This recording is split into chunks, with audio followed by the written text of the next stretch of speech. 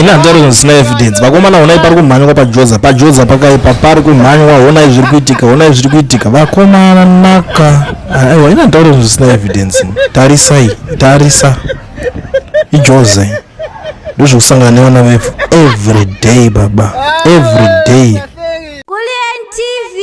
Muri Zimbabwe ndadzoka zvekare. Ukaona ndakadai so ndinenge ndakatakura majoka ekare. Nyaya dziri panapa pakaipa zvinhu zviri kuitika ma1 honestly speaking. I think ndane time ndichitaura nezvenyaya iyoyi ende vanhu vakawanda vanga vane kakublema so kuti iwe why uri kutaura izvozvo vamwe vachiti dzinenge dzine kakunyeba nyaya idzi. Nhasi panapa ndiri kuuya neimwe confirmation yezvimwe zvinhu zviri kuitika. Nyaya iri kupisa inyaya yekuti vanhu vane maZTP vakanzi vakwanisa kuno apply kuti vakwanise kuwana ma-permanent residence. Saka nyaya iyoyo yakarwadza vanhu vakawanda.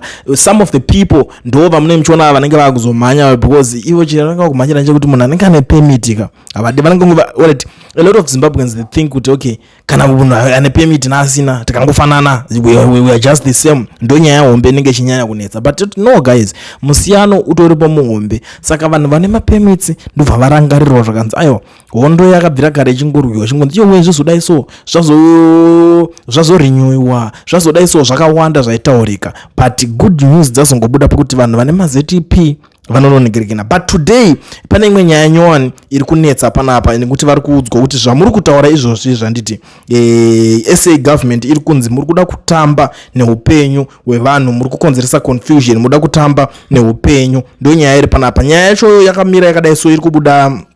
South African human rights lawyer, he has accused the South African government of playing with people's lives following confusion over the future of Zimbabwean exemption permits ZEP holders.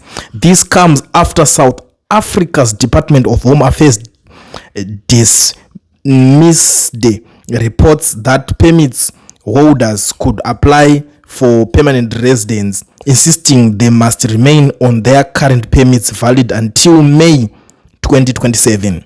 The reports attributed to Deputy Minister Njabulo Nzuza. He had raised hope among thousands of Zimbabweans who have lived and worked in South Africa for years. Advocate Simba Chitando, representing the Zimbabwe Exemption Permit Holders Association, says conflicting messages from authorities are creating uncertainty and distress. The unfortunate thing is the Deputy Minister of Home Affairs is a government representative and he speaks for the government. What he said is completely different from the clarification I received this morning. It's unfortunate. It's playing on people's lives. ZEP holders have been in the country for a very long time. They ought to be able to apply for permanent residence like any other person who has been in South Africa for that period.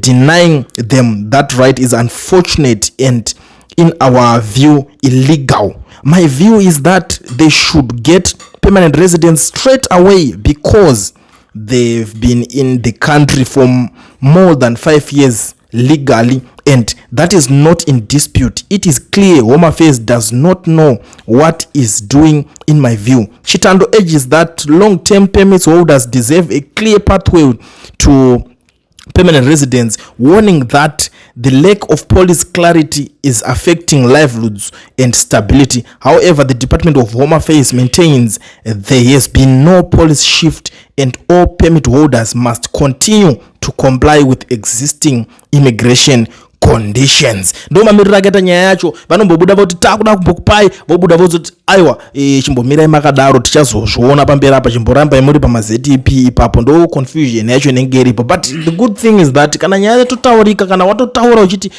toti zvizodai so isu tinongostika pane zvomunenge mataura because ndimine muri ma-government officials hatikwanise kukurambira ika iwo ndiwo unoshanda ikoko tokukurambira toti iwe uri Deputy Minister of Home Affairs hatikwanise kukurambira zvowoyo uchitaura because ukutaura zvinhu zvekubaza kwako it's not something chekuti uri kutaura zvinhu zvouri kungofunga mupfungwa dzako kana kuti chii. But Home Affairs achiri zobuda kuti hatisataona policy shift, hatisataona kuti ngirikini yacho iyoyo yakabviswa ere policy yakaita kuti vambonyimwa zvema-permanent residence. But pamutemo pari kunzi 5 years ukaona wapedza uchigara munyika zviri pamutemo zviri legal unofanirwa kunge wakuzoapply for permanent residence. But these guys, they've been in South Africa for almost 15 to 20 years if I'm not mistaken. saka why vasiri kupuwa ma-permanent residence inyaya yange yari kutotemesa vanhu musoro iyoyo kuti what exactly is going on. Saka deputy minister ndopanga abuda akati aiwa now vanokwanisa kuenda vanoapply pononosvika ikoko manje kwamafesi obvonza right pouya muchida kuapply apa chimbomirai. So it's confusing honestly nyaya yacho iri panapa. Saka ndangoti since nyaya yacho iri kuconfuse aidini ngatitange takaconfusana tozoona kuti tinoperera kupi, but so far so good.